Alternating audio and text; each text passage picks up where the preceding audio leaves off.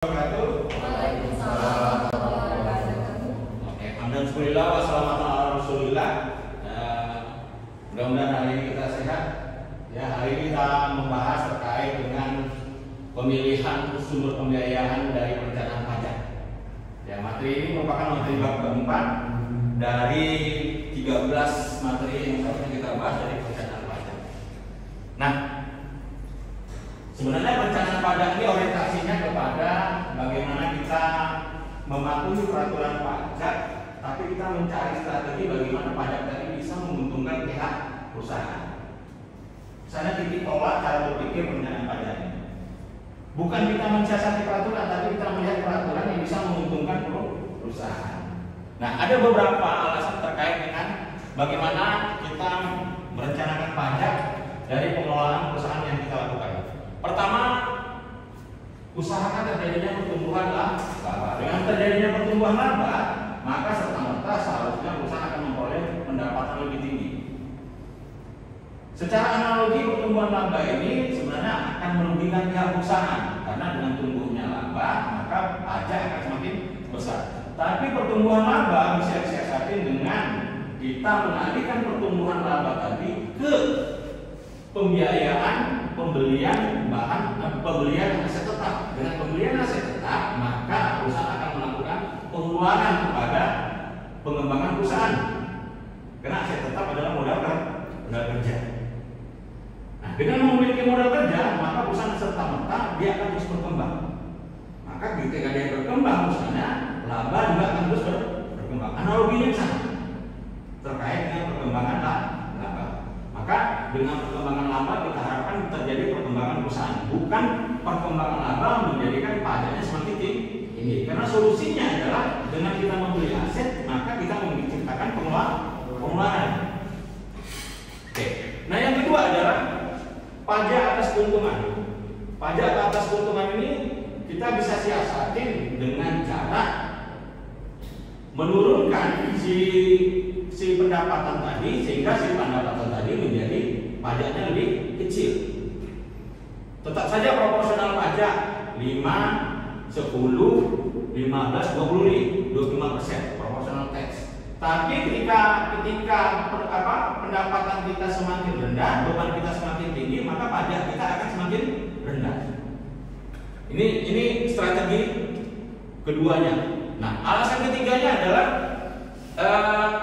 adanya keuntungan pajak dari investor itu menyebabkan investor lebih suka menahan sebagian besar laba perusahaan. Jadi tidak dibagikan dalam bentuk dividen. Karena dengan membagikan dalam bentuk dividen, sebenarnya perusahaan akan mengalami kekurangan kas untuk modal kerja di tahun yang akan datang. Maka dengan menahan laba, maka perusahaan akan siap dengan struktur modal yang ada untuk mengembangkan usaha di kemudian harinya. Ini poin yang ketiga. Poin keempat adalah biasanya dengan keuntungan tadi, harapan investor itu adalah adanya bagian dividen yang mereka dapatkan dari tahun berjalannya. Namun karena banyaknya dividen tadi menyebabkan dari pengeluaran. Di sisi lain, dengan adanya dividen, investor akan semakin tertarik.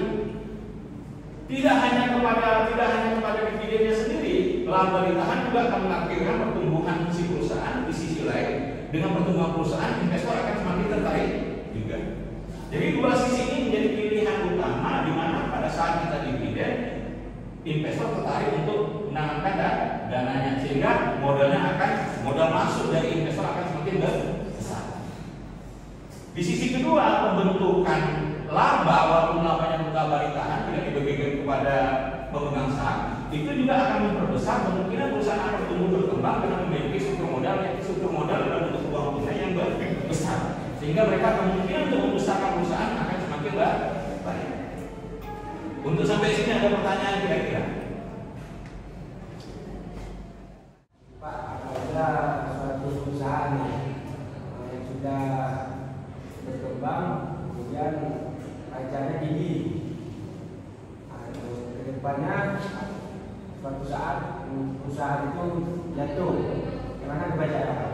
Nah, berdasarkan ketentuan perpajakan ada namanya pembebanan kerugian di aturan perpajakan, kalau perusahaan mengalami kerugian boleh dikompensasi selama 5 tahun.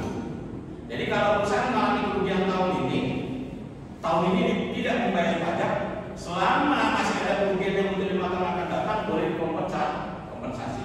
Tahun ini, tahun depannya juga masih ada rugi. Misalnya rugi 1 miliar, tiba-tiba tahun ini dipotong nggak kenapa pajak. Tahun depan ada untung 200 juta, maka si 1 miliar tadi dipotong 200 juta, masih ada 800 juta.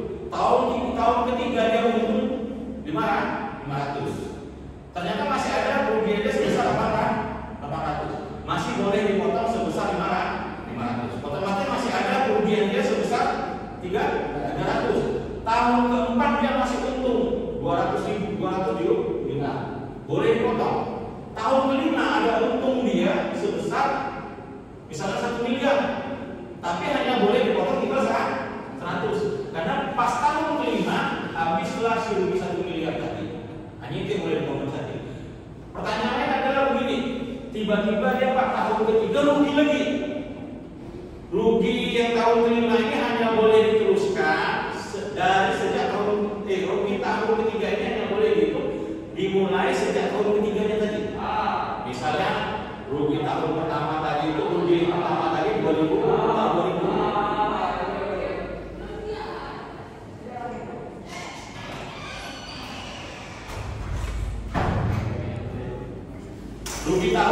Rugi yang pertama tadi tahun 2000. Tiba-tiba tahun 2003 dia rugi lagi.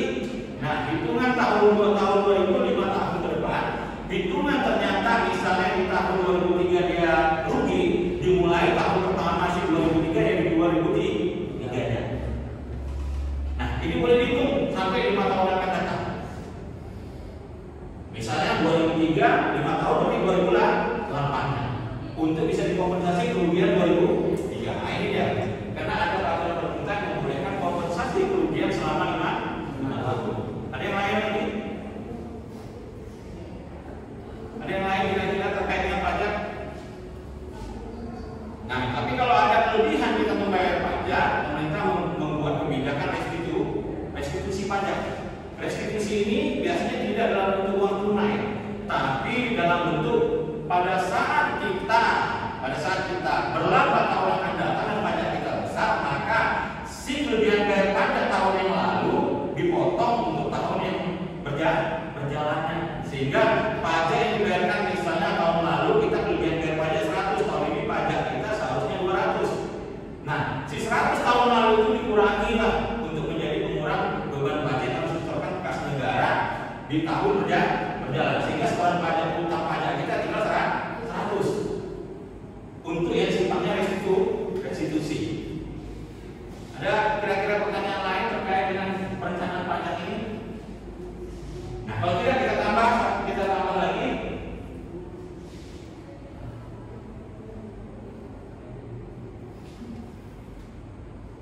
Nah, kalau kita perhatikan dampak dari pendanaan melalui modal, pembiayaan modal, maka kita perhatikan ada beberapa hal yang harus menjadi perhatian si perusahaan ketika dia melakukan strategi perencanaan pajak. Nah, pertama, lakukan penjualan saham. Karena dengan melakukan penjualan saham, dia menderivasi pendapatan dalam bentuk penanaman modal dari pihak investor yang percaya akan kinerja perusahaan. Kalau dia banyak yang beli, berarti tingkat kepercayaannya tinggi.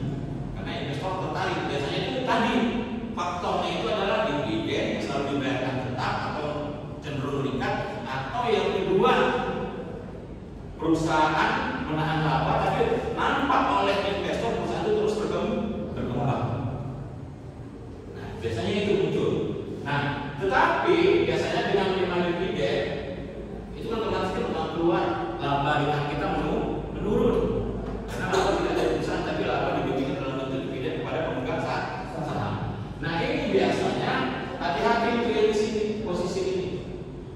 Posisi ini biasanya dividen itu ketika kita membayarkan dividen, pajak dividen itu sebenarnya sudah dipotong dari laba yang kita terima.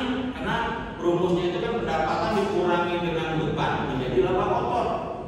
Laba kotor kita kenakan pajak.